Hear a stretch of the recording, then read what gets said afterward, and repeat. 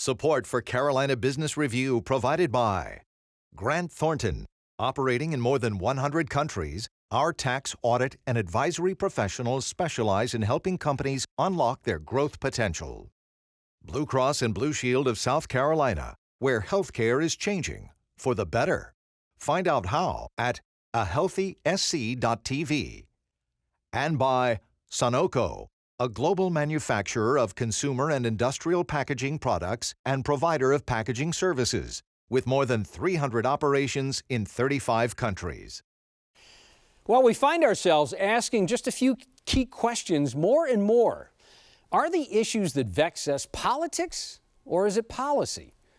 Is it a difference in lifestyles or ideas in leadership? Any way you look at it, the election year freneticism seems to be enhancing where we already have significant civil obstacles to begin with. So glad you have joined us. Thank you for supporting the most widely watched source of Carolina business and public policy, seen for 25 years each week and in every market in North and South Carolina. Thank you. What are the critical issues and who is affecting change? Those are the questions we always ask, and we will start this week's dialogue with Carlos Phillips from the Greenville, South Carolina Chamber and Ollie Chandock from the Triad Business Journal. And later on, joining us again, educator and former Lieutenant Governor in North Carolina, Walter Dalton. Major funding also by Novant Health, bringing you world-class technology, clinicians, and care when and where you need it. The Duke Endowment, a private foundation enriching communities in the Carolinas through higher education, healthcare, rural churches, and children's services. And by Blue Cross and Blue Shield of North Carolina. Who's responsible for rising healthcare costs? Join us and many others in a candid discussion at letstalkcost.com.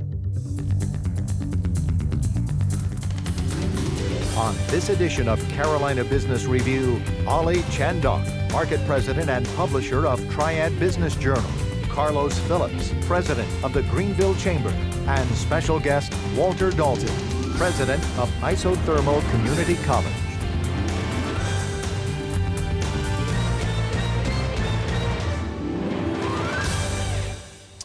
Well, happy summer and welcome to the program. Carlos, good to have you here. Ollie, welcome back. Thank you, Chris. And Carlos, welcome to the Carolinas. So, you know, that's a good place to start with you. You fresh set of eyes, fresh set of ears, came from Kentucky. I know you're glad to be really in God's country, and we're glad to have you here. Kidding, of course. But, you know, Carlos, as you kind of make your way around the Upstate, around Greenville and surrounding counties, what are you hearing? What are folks telling you now?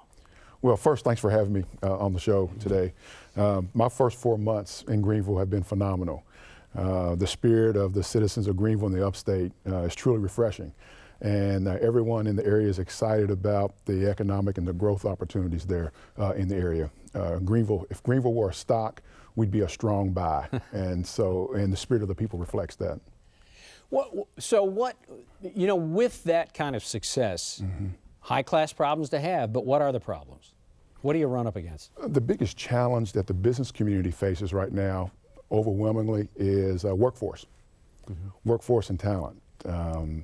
I've heard numbers anywhere between 70 and 120,000 job vacancies throughout the state of South Carolina.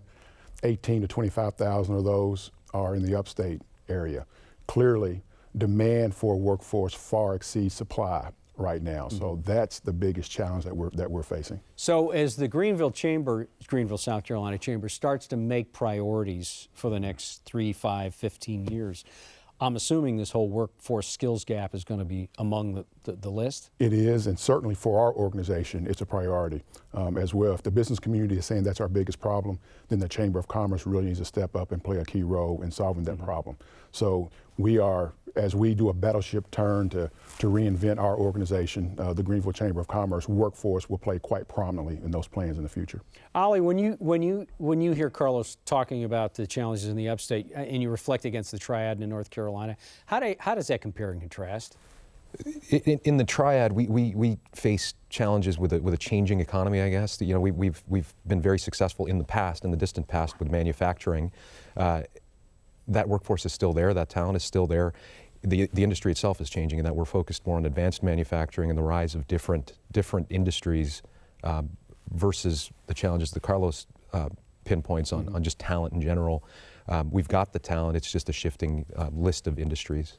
And so as the Triad is in the center of the arc between the Charlotte region and Raleigh, Durham, Chapel Hill, how does the Triad really kind of carve out what the Triad is or what the Triad needs to be? I've heard the term used, the term is urban crescent, I guess, between Raleigh and Charlotte, the urban crescent. And beyond that, there's this mega region that they talk about being from DC to Atlanta. And so we are uniquely positioned geographically, but also with the workforce to really benefit from that. We've got two boom towns on either side. When you consider Raleigh and Charlotte, the Triad is lagging behind a little bit, I guess, and a very little bit. We've got the skills, and things are happening. We're really trying to grow within those different industries. You know, manufacturing being one of them. Aviation is thriving with PTI Airport, and then the rise of some of those aviation contractors, I guess, in the region that continue to grow. So there are things that we are doing very well. Might be a little bit different from what you see in Raleigh and Charlotte, but there are industries that are certainly thriving. Is there and this is not a fair way to say it, but I think you're going to get the accuracy of it. Is there a coherent, salient plan among Greensboro, Winston-Salem, and High Point that will make that a cohesive unit, if you will? It's a great question, Chris. I've been there a year now, and I hear that conversation quite a bit, that you know, on the surface, from the outside looking in, you see a cohesive plan. You know, the Greensboro, High Point, Winston-Salem's work together. Been there a year, been within the Triad, and you know, there certainly are differences between the three markets. There are challenges just geographically. When you got 45-minute drive time between Greensboro and Winston-Salem, there is a cohesive plan, I guess. But there are challenges, just like that geographical challenges themselves. There are internal cultural differences between the three markets, and there really isn't one unifying industry in general. They all kind of have different focuses. But you know, the intentions are everybody's well intentioned, I guess, is the best way to say it. Right. One of the very bright spots across the country and certainly in the Carolinas has been commercial real estate and development. And if you are in Greenville, Spartanburg, the upstate of South Carolina, many places, you see a lot of cranes, you see a lot of construction. Right. It's a good problem to have, Carlos. Mm-hmm. But does it concern you at all, the pace, the red hot pace of construction and development? Well, I think any community wants to have that red hot pace. Sure. Yeah, right. You know, we're never going to want to put our foot on the brake as it relates to growth. We want to see that balanced growth is always good, is always better and more effective. The cranes, a lot of residential cranes. I know in downtown Greenville with the condominium market and what have you, a lot of cranes associated with that. And there's pent-up demand for that residential growth in the downtown area of Greenville. Residential growth oftentimes tends to be a bit more risky. I mean, commercial growth tends to be a bit more risky. Right. So it's sometimes the chicken or the egg. Do you build the spec buildings and hope that business will follow, or do you wait for business to say I want it and build it from there? So that's always a delicate balance in that commercial real estate market. Guys, stay with us. We're going to bring our guest on in just a moment. Next week on this program, at least the coming weeks on this program, Mike Reardon is the CEO of Greenville Health System, again, the upstate South Carolina, a very vibrant area. But more importantly, we are going to hear more and more about the cost of health care in 2017 because of the acceleration, by the way, the surprising acceleration of growth in the cost of health care. Mike Reardon from Greenville Health will be here to talk about it, at least from a provider standpoint. And then Ricky Brown, president of BB&T, will be a guest on our program. A longtime corporate resident, BB&T, and Ricky Brown, president of that bank, will be here. Our guest was North Carolina Governor McCrory's opponent in the last gubernatorial election. But before that, Lieutenant Governor of the Tar Heel State and a 6-term senator and lawyer from Rutherford County. He is now the president of Isothermal Community College. Joining us again, the Honorable Walter Dalton. Governor, welcome to the program. Thank you for having me, Chris. It's good to be back. I've got to ask you this, and I want to talk a little bit about the voter ID decision by the U.S. Circuit Court out of Richmond. They have basically thrown that out, and that was it was a landmark win for the General Assembly in North Carolina, and that has been negated in large part. Governor, is this about politics or is this about the law? Well, I think it started out as politics, and I think the Fourth Circuit held that it was politics. There was no compelling state interest to do what they did. It was more about politics. So now it's been defaulted to the judicial system, so it's in the hands of the lawyers. So now it's about the law. I hope that means that they can turn toward talking about jobs, education, workforce development, infrastructure. I think that's what the people are really focused on right now. Do some of the wins for the General Assembly, and Governor, I'm not defending a Republican or a Democratic administration, do some of the wins of the General Assembly in North Carolina get lost in the social debate? And when I mean wins, I mean a budget that's not just balanced but has a surplus, a corporate tax rate that's low and has, oh, by the way, going lower. But I guess the question is, how do we get back to reasonable debate and not such acute disparity between Republicans and Democrats in North Carolina? Well, it's a great question, and I think that we look for that commonality, and I think the commonality is in what I just said. People are interested in what are you going to do to make my life better, get me a better job, get me better pay. That means focusing on the economy. That means focusing on workforce development. Carlos says they've got jobs, and I think that's true across both states, but there is a skills gap. That means they need to invest in education. I mean, what concerns me is we've talked about these issues.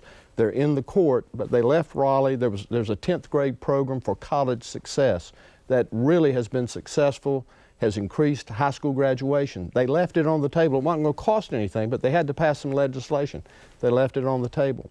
Our community college system, I think it's the best in the nation, but we're funded in arrears, and there was $10 million that was in the 2-year budget that was for community college faculty and staff. They haven't had great raises. We ranked toward the bottom of the nation, and they took that money away. And I think it may have been unintended, but we need to pay attention to things like that. A recent study from NC State just came out saying 1/3 of the jobs in Western North Carolina will be lost to technology over the next 30 years. We definitely ought to be talking about that. And those, I think, are the most serious issues and the way we should turn. And those are common issues. I don't care if you're Democrat or Republican. You need to be focused on that. You need to be concerned about that. And you need to see if there are ways that we can come together and make sure we can train that workforce for the jobs, not of the future, for the jobs that are there now, and also preparing for the jobs of the future. Carlos, seems like a segue question for the governor. Yeah, Governor, I appreciate your interest in growing the workforce through education. Right. What are some things that the Carolinas can do together to help improve the workforce?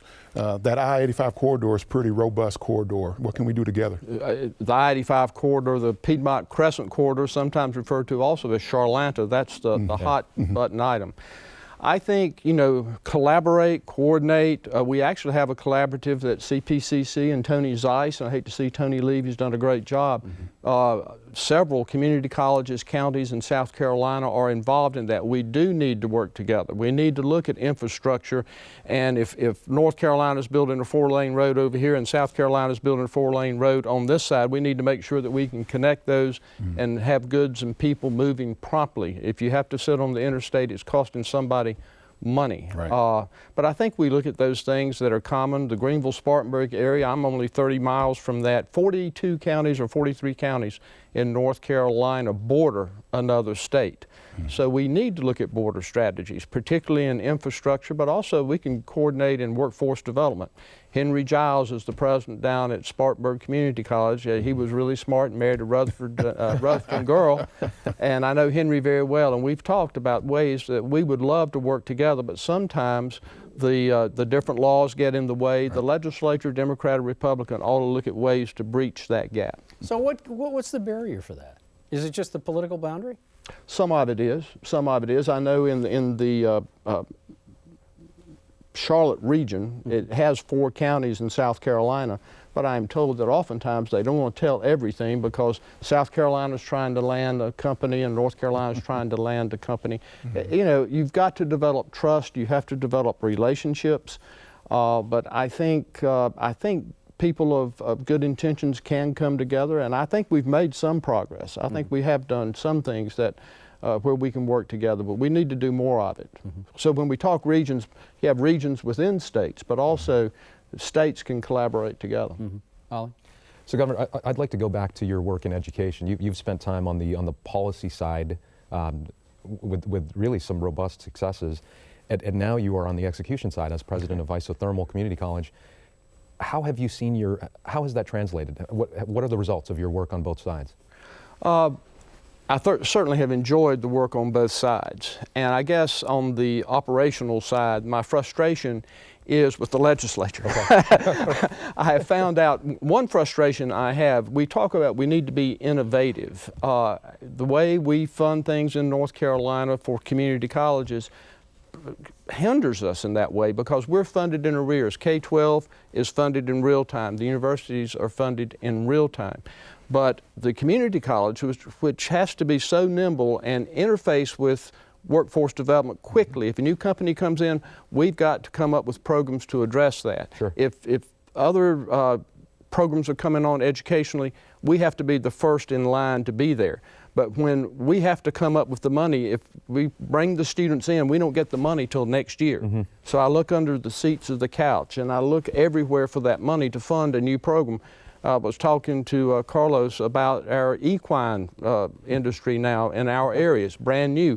We're trying to do a lot of things, but it's very frustrating because I can't find that money until next year after I've already started. Well, how do I start it? It's very, very frustrating. Right.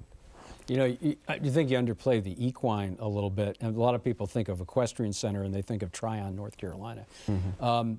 Give us a sense, and I didn't want to go down this road too far, President Dalton, but give us a sense of the scale and the scope of the Equestrian Center in Rutherford County. This is not just Tryon, right? No. This is southeastern United States, really, but particularly of benefit to the Greenville-Spartanburg area. Tryon International Equestrian Center is owned by the same group that owns the Winter Festival in Wellington, Florida. I have termed Mark Bellissimo and Roger Smith, the two major owners, as the Bruton Smiths of the equestrian industry. But nicer, probably, right? Well, Marcus is a great guy. Yeah. I haven't gotten to know Bruton that well. But they are doing great things. This is already larger than the Atlanta International Equestrian Center where the Olympics was held a few years ago. They're talking about trying to attract the World Cup. It will have a $200 million impact or more on the region being Greenville, Spartanburg, Asheville, Charlotte. You'll see housing that far away if we can land that. All right, and I'm sorry, I kind of went off down a rabbit hole on this equestrian center, but I want to follow up something that Ollie and also Carlos had made mention of. So you've got a new president of the North Carolina Community College system named Jimmy Williamson that came from the South Carolina Technical School system. Do you have an ally in Jimmy that he understands the in arrears funding that you're talking about? Is South Carolina structured that way? Is President Williamson Dr. Williamson getting this whole issue and the challenge? I think he's a very quick learner. I think he understood that immediately and what the issues are with that. It's not easy to fix. It takes money to fix that and to transition it. Would be a funding gap for a year of some sort? That's right. That's right. So you would have to come up with some money initially to make that shift.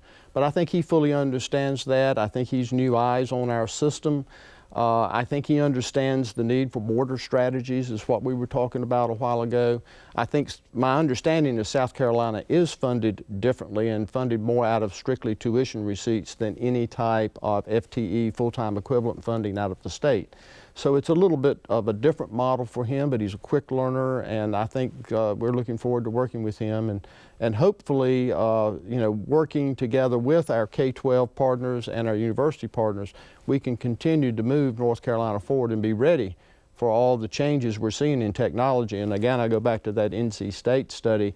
That was strictly Western North Carolina, but I think that will go for any rural area, that many of your jobs are going to be lost through technology, and we have to get the skills that are necessary to be adaptable so people can be able to fill the new jobs of the future. Mr. Phillips, question? Yeah, I'm not really familiar with how the funding mechanism for the technical and community colleges of South Carolina. I do know, though, the key role that they play in developing that workforce that we need. You mentioned the fact that they're nimble. The community colleges are nimble. Indeed, they are. And as changes are made real time, the community and technical colleges are best equipped to make those changes and deliver that workforce that we need. Right. If that's the case, then the follow-up question would be, why aren't we putting more resources toward a community college or a technical college system? That seems like a slam dunk. Well, I think it is a slam dunk, but I think to a great degree we are taken for granted, but I think we're getting the respect that we have always deserved. You were asking me before the show started how many students are there in North Carolina in our community college system. When you consider our workforce development and our college transfer programs, it's over 800,000 students, far larger, almost 3 to 4 times larger than university. Mm-hmm. We are on the front lines. We have the connectivity with our K-12 partners, and we're trying to accelerate the learning, up the rigor, prepare our students both for entry into the workforce with workforce credentials, also college transfer. I think people are beginning to see that, but you know, the K-12, there's a constitutional mandate to make sure they're funded. Mm-hmm. The universities are very high profile, but we are the 3rd largest system in the nation in North Carolina with our community colleges. Most accessible, most affordable, most excellent, and I believe that. But we've got to start respecting that mission that we have, respecting our faculty and staff that work hard, haven't had raises. When they took away $10 million that was already in the budget and they took it away, that hurt. That hurts morale. Mm-hmm. And we need these good people continuing to teach our students and transition our students. So much of it is transition, that they had one skill set, they went so far in their academic course of study, but now they're finding I have to come back. And we even have 4-year degrees coming back to get technical degrees because that's more marketable. Yeah. We have about 2 minutes left. Sure. President Dalton, I'm curious to know how closely you work with economic development agencies as the president of the community college. Are you tailoring curriculum for example, in the Triad, you know, our community college system seems to be thriving. Guilford Tech and Forsyth Tech are very robust colleges. You know, I mentioned earlier the rise of the advanced manufacturing in our region. Are they tailoring curriculum for that industry in particular? Absolutely, and Randy Parker and Gary Green do great jobs. You've got great people, and there are other community colleges there. Again, we're on the front lines every day in the rural areas. We're talking to our Chamber of Commerce. We're talking to our economic developer. We're trying to adjust to the industries that are there, the industries that are coming in. I will say this, almost every economic developer in North Carolina, one of the first stops they're going to make is at the local community college to tell that industry how good we are, how nimble we are, and we are with 58 colleges. I can call Gary Green or I can call Randy Parker, and I can say, Randy, we don't have this program yet, but I understand you do. You're working with HondaJet, Timco, or FedEx Hub, but we've got somebody coming in that needs that type of skill. Can we work together and build our program here? And you know, that works throughout our whole system. That's great. And we may have something. We have Facebook and a Facebook Institute that we run. And we're working now with equine, we're working with hospitality. We can act quickly, but we can act more quickly if we get funded in real time and we get the respect that I think we deserve. Your Honor, we got about a minute left, and this is not enough time to make this question fair for you, but you have a Democrat, served in state government, served in the Senate. You have a sense of reasonable debate in you and a look now at an arm's length of our politics. Are we in a state in a transition? Will our brand be ultimately okay? Is our brand okay now? Our brand is very good now. It may be in transition. I don't know if that transition is good or bad. Perception is reality. And some of the things that have gone on that are not substantive to economic development are hurting the perception of North Carolina. Wherever you are on the issues, there is some turmoil that is not helpful when we're trying to attract a huge event with international traffic. and all they care about is, you know, how that event will go. But they hear these other things in the background, and I think it's hurting us. President Dalton, I wish we had more time. Thank you for traveling again and being on our program. Always nice to have you here. Always my pleasure. I want you to come see the equestrians. Yeah, I know, and we will, I promise. Ollie, good to see you again. You too, Chris. Carlos, welcome to the Carolinas. Good to have you here. Thanks for having me. Until next week, I'm Chris William. Hope your weekend is good. Good night. Major funding for Carolina Business Review was provided by the Duke Endowment, a private foundation enriching communities in the Carolinas through higher education, healthcare, rural churches, and children's services. Blue Cross and Blue Shield of North Carolina. Who's responsible for rising healthcare costs? Join us and many others in a candid discussion at letstalkcost.com. Grant Thornton. Operating in more than 100 countries, our tax, audit, and advisory professionals specialize in helping companies unlock their growth potential. Novant Health, bringing you world-class technology, clinicians, and care, when and where you need it. Sunoco, a global manufacturer of consumer and industrial packaging products and provider of packaging services, with more than 300 operations in 35 countries. Blue Cross and Blue Shield of South Carolina, where healthcare is changing for the better. Find out how at ahealthysc.tv. And by viewers like you. Thank you. Promotional consideration provided by Business North Carolina Magazine. For more information, visit carolinabusinessreview.org.